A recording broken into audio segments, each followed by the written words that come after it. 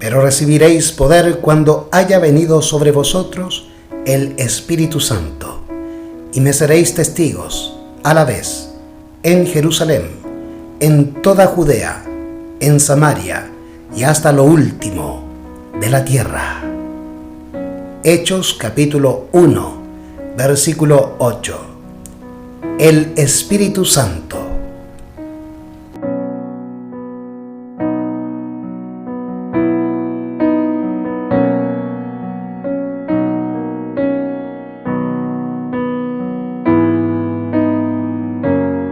Es privilegio de todo cristiano no solo esperar, sino apresurar la venida de nuestro Señor Jesucristo.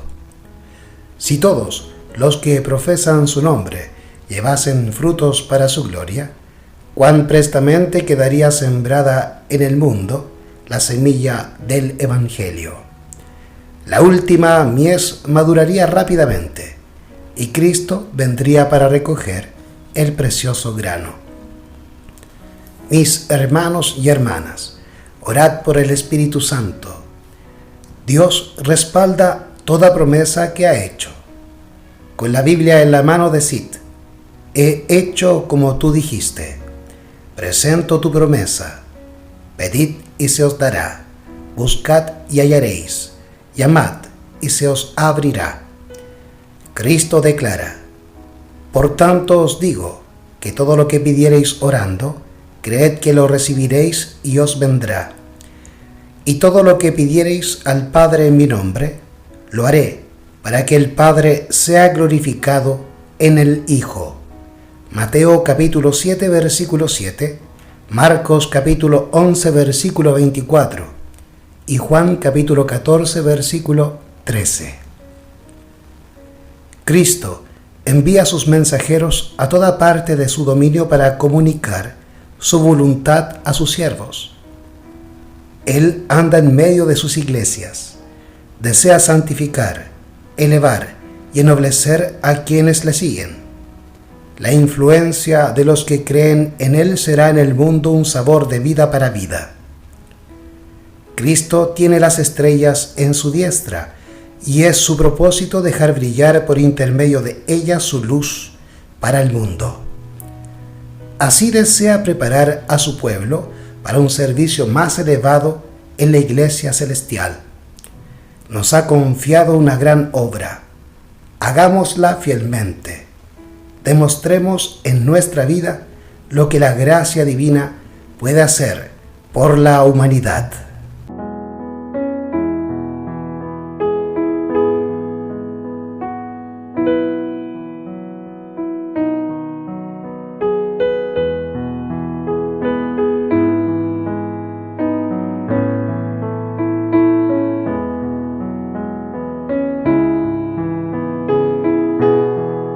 Notemos que el Espíritu Santo fue derramado después que los discípulos hubieron llegado a la unidad perfecta, cuando ya no contendían por el puesto más elevado.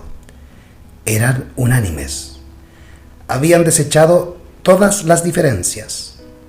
Y el testimonio que se da de ellos después que les fue dado el Espíritu es el mismo.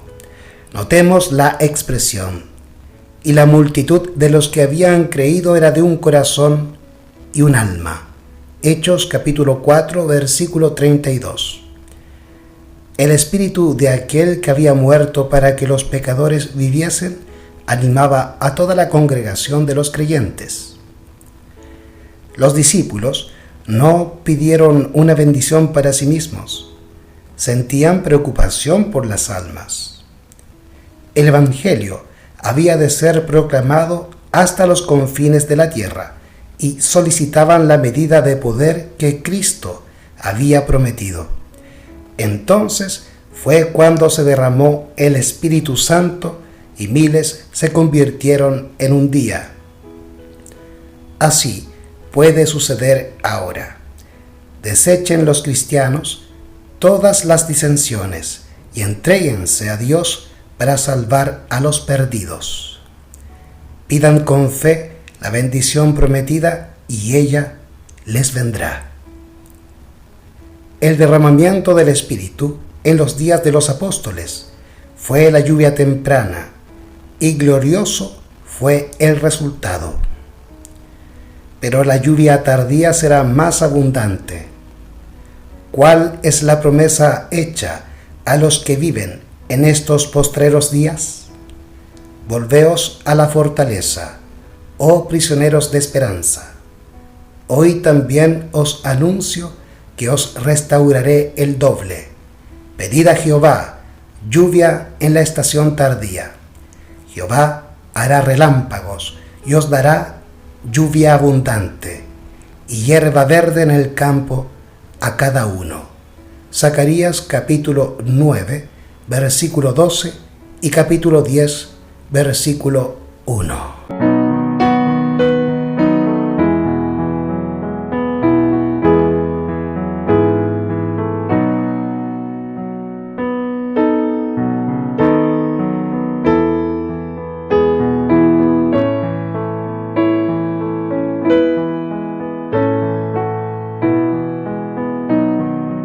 Dios no nos pide que hagamos con nuestra fuerza la obra que nos espera. Él ha provisto ayuda divina para todas las emergencias a las cuales no puedan hacer frente nuestros recursos humanos. Da el Espíritu Santo para ayudarnos en toda dificultad, para fortalecer nuestra esperanza y seguridad, para iluminar nuestra mente y purificar nuestro corazón. Cristo hizo provisión para que su iglesia fuese un cuerpo transformado, iluminado por la luz del cielo, que poseyese la gloria de Emmanuel. Él quiere que todo cristiano esté rodeado de una atmósfera espiritual, de luz y de paz. No tiene límite la utilidad de aquel que, poniendo el yo a un lado, da lugar a que obre el Espíritu Santo en su corazón y vive una vida completamente consagrada a Dios. ¿Cuál fue el resultado del derramamiento del Espíritu en el día de Pentecostés?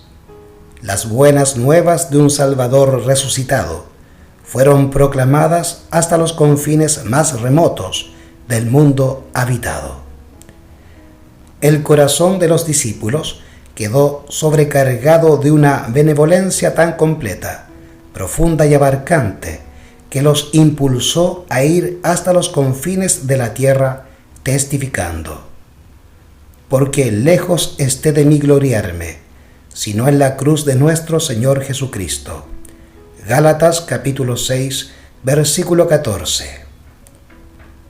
Mientras proclamaban la verdad tal cual es en Jesús, los corazones cedían al poder del mensaje. La iglesia veía a los conversos acudir a ella desde todas las direcciones. Los apóstatas se volvían a convertir.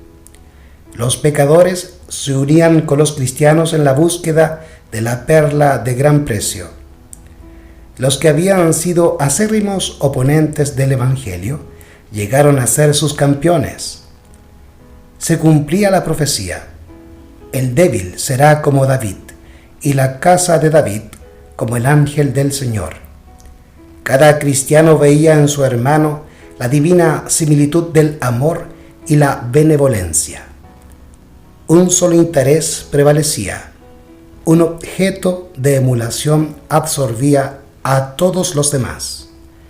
La única ambición de los creyentes consistía en revelar un carácter semejante al de Cristo y trabajar para el engrandecimiento de su reino.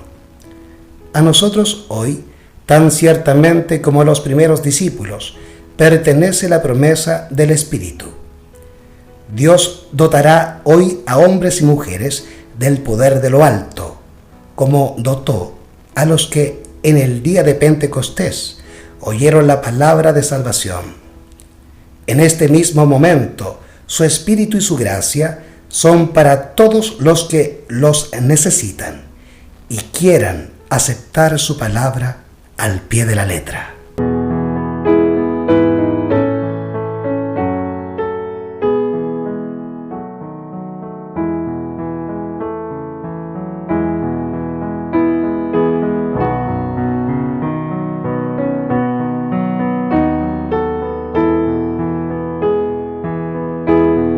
Cristo declaró que la influencia divina del Espíritu había de acompañar a sus discípulos hasta el fin, pero la promesa no es apreciada como debiera serlo. Por lo tanto, su cumplimiento no se ve como debiera verse. La promesa del Espíritu es algo en lo cual se piensa poco, y el resultado es tan solo lo que podría esperarse: sequía, tinieblas, decadencia y muerte espirituales. Los asuntos de menor importancia ocupan la atención y, aunque es ofrecido en su infinita plenitud, falta el poder divino que es necesario para el crecimiento y la prosperidad de la Iglesia y que traería todas las otras bendiciones en su estela. La ausencia del Espíritu es lo que hace tan impotente el ministerio evangélico. Puede poseerse saber, talento, elocuencia y todo don natural o adquirido, pero sin la presencia del Espíritu de Dios, ningún corazón se conmoverá, ningún pecador será ganado para Cristo. Por otro lado, si sus discípulos más pobres y más ignorantes están vinculados con Cristo y tienen los dones del Espíritu, tendrán un poder que se hará sentir sobre los corazones.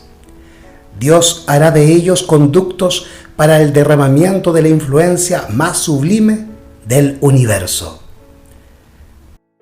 El celo por Dios movió a los discípulos a dar testimonio de la verdad con gran poder. ¿No debiera este celo encender en nuestro corazón la resolución de contar la historia del amor redentor de Cristo y de este crucificado? ¿No vendrá hoy el Espíritu de Dios en respuesta a la oración ferviente y perseverante para llenar a los hombres de un poder que los capacite para servir? ¿Por qué es entonces la Iglesia tan débil e inerte? Cuando el Espíritu Santo rija la mente de los miembros de nuestras iglesias, se verá en ellas una norma mucho más alta que la que se ve ahora en el hablar, en el ministerio y en la espiritualidad. Los miembros de las iglesias serán refrigerados por el agua de la vida y los obreros, trabajando bajo una cabeza, es a saber, Cristo, revelarán a su Maestro en espíritu, en palabra y en acción, y se alentarán unos a otros a progresar en la grandiosa obra final en la cual están empeñados. Habrá un sano incremento de la unidad y del amor, que atestiguará al mundo que Dios envió a su Hijo a morir por la redención de los pecadores. Y mientras resplandezca como lámpara que arde, la comprenderemos cada vez más claramente. Me fue mostrado que si los hijos de Dios no hacen esfuerzo de su parte, sino que aguardan a que el refrigerio venga sobre ellos y elimine sus males y corrija sus errores, si confían en que esto los limpiará de la inmundicia de la carne y del espíritu, y los hará idóneos para dedicarse al fuerte clamor del tercer ángel, serán hallados faltos. El refrigerio o poder de Dios desciende únicamente sobre aquellos que se han preparado para ello, haciendo la obra que Dios les invita a hacer, que consiste en purificarse de toda inmundicia de la carne y del espíritu, y en perfeccionar su santidad en el temor de Dios. Consejos para la Iglesia, capítulo 15. El Espíritu Santo, por Elena G. de White.